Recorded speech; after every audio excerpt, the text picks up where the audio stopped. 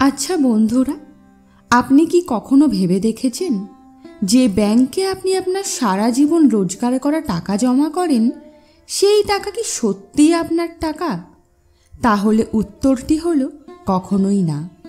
যখনই আপনি আপনার টাকা ব্যাংকে রাখবেন, তখন সেটা আপনার পকেট থেকে বার হয়ে ব্যাংকের লকারে চলে যাবে, আর ব্যাংক আপনার ওই টাকা নিজের মতো করে ব্যবহার করবে।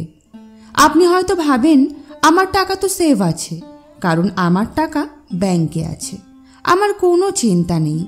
কিন্তু সত্যিটা হলো, ব্যাংক আপনার ওই টাকার দ্বারা কোটিপতি মানুষদেরকে আরও বেশি ধনী তৈরি করছে। কারণ ব্যাংক আপনার ওই টাকা বড় বড় বিজনেসম্যানদের হাই ইন্টারেস্টে লোন দেয়, সেই ডকুমেন্ট দিয়ে কোটি কোটি টাকার লোন পাস করিয়ে নেয়। আর সেখান থেকে আপনাকে কি দেওয়া হয়? কেবলমাত্র 3 থেকে 4% ইন্টারেস্ট। আর মজাদার কথা হলো, কাল যদি ব্যাংক ডুবে যায়, তাহলে সরকারের গ্যারান্টি কতটা? কেবলমাত্র 5 লক্ষ টাকা। আপনার অ্যাকাউন্টে 50 লক্ষ টাকা থাকলেও আপনি কেবলমাত্র 5 লক্ষ টাকাই পাবেন।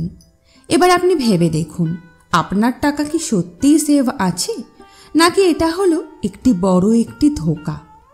আসলে ফাইন্যান্সিয়াল ফ্রিডম কেবলমাত্র টাকা সেভ করে হওয়া যায় না, বরং ওই টাকাকে স্মার্টলি গ্রো করতে হয়। আর এটাই হলো সব থেকে বড় ভুল যা বেশিরভাগ মিডল ক্লাস মানুষ করে থাকে। আপনি একবার ক্যালকুলেশনের মাধ্যমে বোঝার চেষ্টা করুন। যদি আপনার ব্যাংক আপনাকে 4% ইন্টারেস্ট দিচ্ছে আর ইনফ্লুয়েন্স চলছে 7%, তাহলে আপনার 100 টাকার ভ্যালু 1 বছর পরে কেবলমাত্র 94 টাকা হবে। অর্থাৎ আপনি সেভে নেই, আপনি খুবই শীঘ্রই লসে চলে যাচ্ছেন। আর এখনও যদি আপনার মনে হয় কেবলমাত্র সেভিংস করে আপনার ফিউচার সিকিউর হয়ে যাবে, তাহলে বিশ্বাস করুন, আপনি নিজেকে ফাইন্যান্সিয়ালি দুর্বল করছেন। তাই এখন সময় চলে এসেছে নিজের মাইন্ডসেটকে পরিবর্তন করার, অর্থাৎ সেভিংস থেকে ইনভেস্টিংয়ের দিকে মুভ করার, যাতে আপনার টাকা আপনার জন্য কাজ করে, ব্যাংকের জন্য নয়। তাই তৈরি হয়ে যান, কারণ এখনও আপনার টাকাটা আর কেবল পড়ে থাকবে না, বরং আপনার টাকা দৌড়বে, বাড়বে এবং আপনার জন্য আসলেই ওয়েট ক্রিয়েট করবে।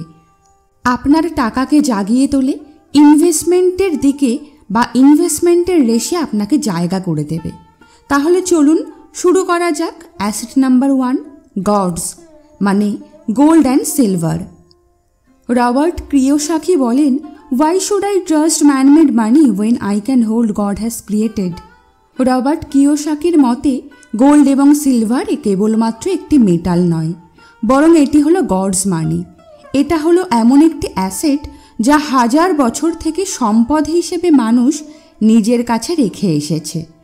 এর কারণ হলো, না এটাকে কোনো গভর্নমেন্ট কন্ট্রোল করতে পারবে, না ব্যাংক এটাকে প্রিন্ট করতে পারবে, আর না এর ভ্যালুটা কোনো পলিটিক্যাল পলিসির উপর নির্ভর করে।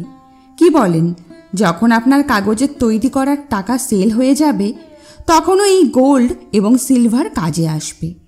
আপনি একবার নিজেই ভেবে দেখুন, যখন বড় বড় কারেন্সি যেমন US dollar, INR Japanese currency নিজের ভ্যালু হারিয়ে ফেলছে, তাহলে আজ আপনি কার উপরে বিশ্বাস করবেন? আপনি INR এর অবস্থা দেখুন। আজ INR এর ভ্যালু 86.52 টাকা হয়ে গেছে।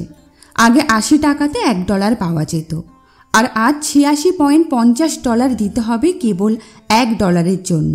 অর্থাৎ সেই জিনিসটা কেনার জন্য আপনাকে আজ 6.5 টাকা বেশি দিতে হবে। অন্যদিকে গোল্ড এবং সিলভারের ব্যাপারই আলাদা। এই অ্যাসেট খারাপ সময়ে নিজের ভ্যালু আরও বেশি বাড়িয়ে দেয়।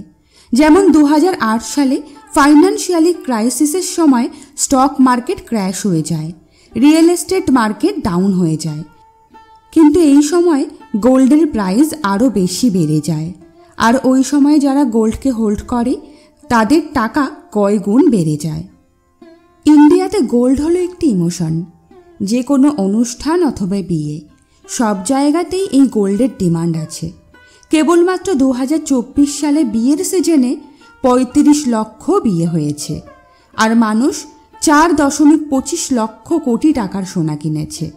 একটি রিপোর্ট অনুযায়ী ইন্ডিয়ান উইমেন্সের কাছে 21 টন গোল্ড আছে, যার ভ্যালু আজকের তারিখে 165.85 লাখ কোটি টাকা।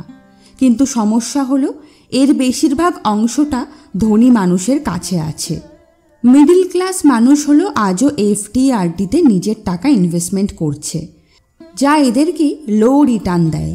কিন্তু গোল্ড হলো স্মার্ট এবং সিকিওর লং টার্ম আছে।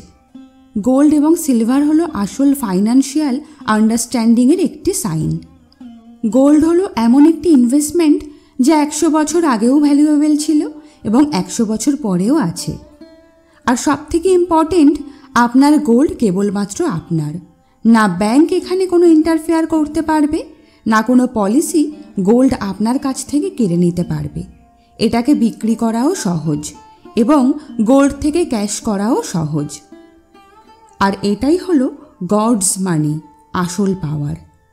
আমাদের 2 নম্বর অ্যাসেট হলো স্মল ভেঞ্চার। যখন আমরা আমাদের ফাইন্যান্সিয়াল জার্নি শুরু করি, তখন বেশিরভাগ মানুষ তাদের স্যালারি এবং সেভিংসের মধ্যে আটকে যায়।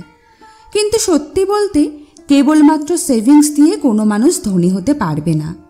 সেভিংস হলো কেবলমাত্র সার্ভাইভাল করার জন্য, ওয়েলথ ক্রিয়েশনের জন্য নয়।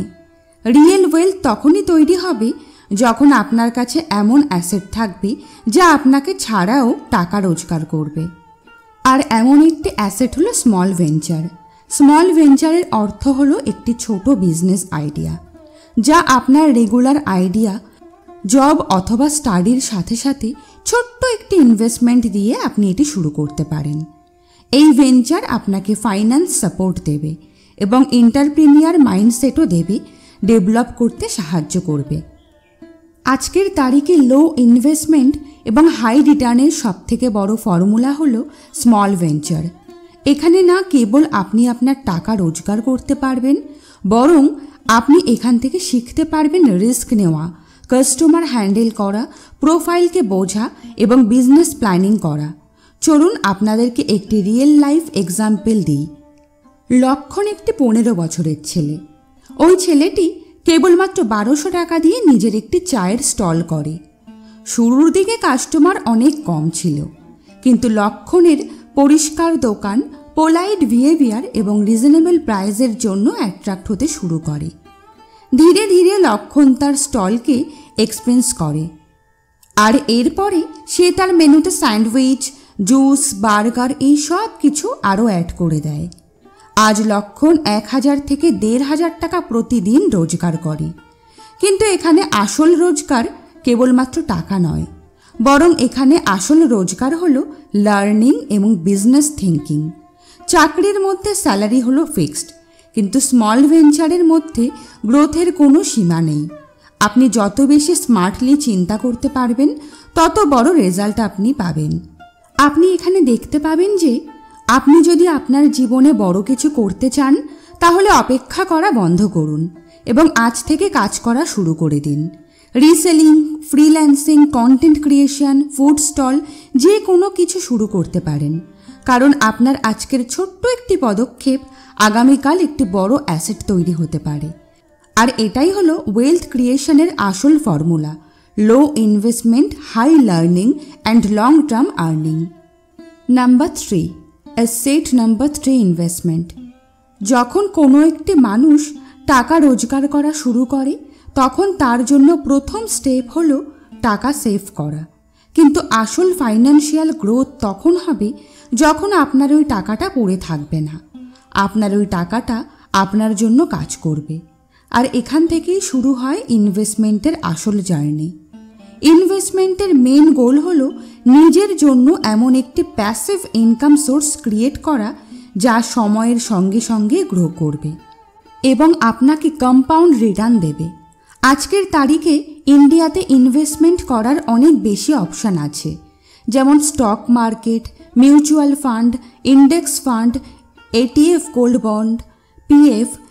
কিন্তু একটি মিডল ক্লাস মানুষের জন্য সব কিছু অনেক বেশি কনফিউজিং এবং রিস্কি হতে পারে।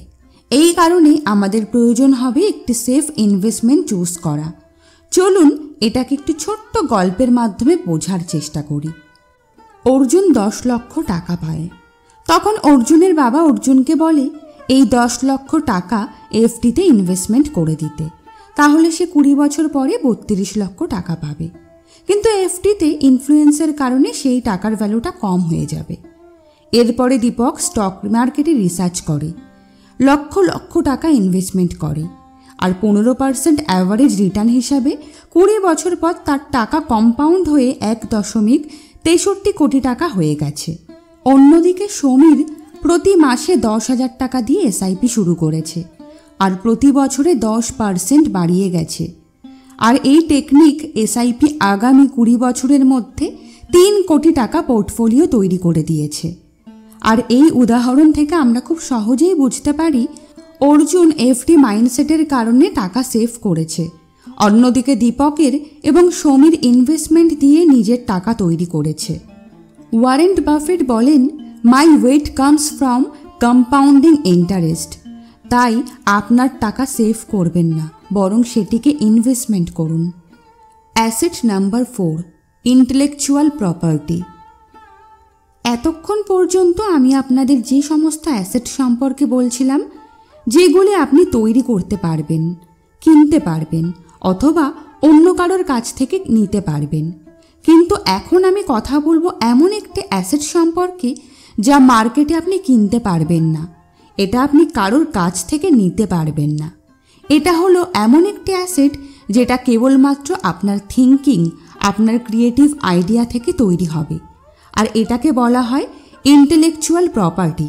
অর্থাৎ আইপি ইন্টেলেকচুয়াল প্রপার্টি হলো এমন একটি ফাইন্যান্সিয়াল অ্যাসেট যা যদি একবার ক্রিয়েট করতে পারেন তাহলে এটা আপনাকে সারা জীবন টাকা রোজগার করে দিতে পারে। এটা হলো সেই অ্যাসেট যা আপনার পরিশ্রমকে ইনকামে পরিণত করে, আর এর জন্য প্রয়োজন একটি নতুন চিন্তা, একটি নতুন ক্রিয়েটিভিটি এবং খুব অল্প ইনোভেশন। আইপি হলো এমন একটি টুল যার সাহায্যে আপনি আপনার কন্টেন্টকে লিগ্যাল প্রোটেকশন দিতে পারেন।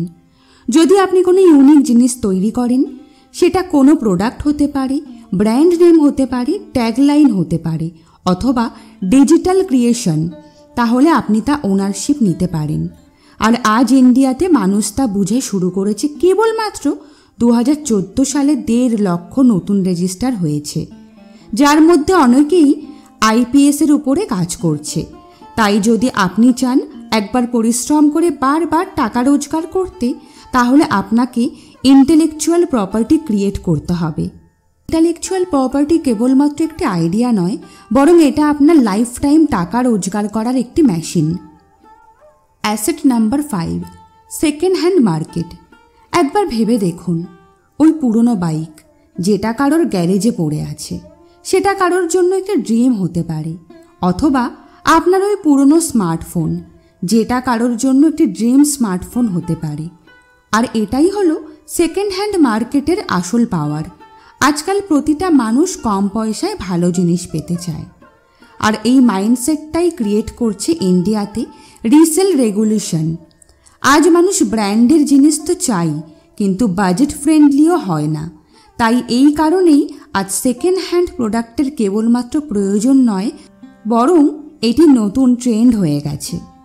এই সেকেন্ড হ্যান্ড প্রোডাক্ট মার্কেটে সবথেকে বেশি গ্রো করা জিনিস হলো স্মার্টফোন, ইলেকট্রনিক্স জিনিস, কার, বাইক, ফার্নিচার এবং ব্র্যান্ডেড পোশাক। আর এর মধ্যে কেবলমাত্র ইউজ মোবাইলের মার্কেটে $6.5 বিলিয়ন হয়ে গেছে। আর এখন আপনি ভেবে দেখুন, যদি আপনার কাছে ইলেকট্রনিক্স, ফার্নিচার অথবা ভেহিকেলসের অ্যাক্সেস থাকে, তাহলে আপনিও এই মার্কেট থেকে নিজের একটি জায়গা তৈরি করে নিতে পারবেন। আর সব থেকে বড় কথা হলো, এই কাজটা আপনি জিরো ইনভেস্টমেন্ট থেকেই করতে পারবেন। এর জন্য না আপনার কোনো দোকানের প্রয়োজন হবে, না কোনো ওয়্যার হাউসের প্রয়োজন হবে, কেবলমাত্র একটি স্মার্টফোন এবং স্মার্ট স্ট্র্যাটেজি প্রয়োজন হবে। আজকের তারিখে অনেক ফিল্ম স্টার এবং এন্টারপ্রিনিয়র নিজের একটি প্ল্যাটফর্ম তৈরি করে, যেমন ক্যাশিফাই, ওয়েলেক্স, এগুলোর সাহায্যে নিজের বিজনেস তৈরি করছে। আর এখন প্রশ্ন হলো, আপনি কি এই নতুন যুগে স্মার্ট বিজনেসের পার্ট হতে চান? এর কারণ হলো, আজ পৃথিবী পরিবর্তন হয়ে গেছে। এখন টাকা কি ব্যাংকে রাখার জন্য নয়, বরং সেটাকে মাল্টিপ্লাই করার সময় চলে এসেছে। আজ রিসেল বিজনেস হলো এমন একটি অপশন যেখানে কম ইনভেস্টমেন্টের মাধ্যমে আপনি অনেক বেশি ইনকাম পাবেন। জীবন আপনার, তাই সিদ্ধান্ত আপনার, আর সিদ্ধান্ত আপনাকেই নিতে হবে। আজকের ভিডিওটি এই পর্যন্তই। যদি ভিডিওটি ভালো লেগে থাকে অবশ্যই লাইক, কমেন্ট এবং শেয়ার করে দেবেন। ভালো থাকবেন, সুস্থ থাকবেন।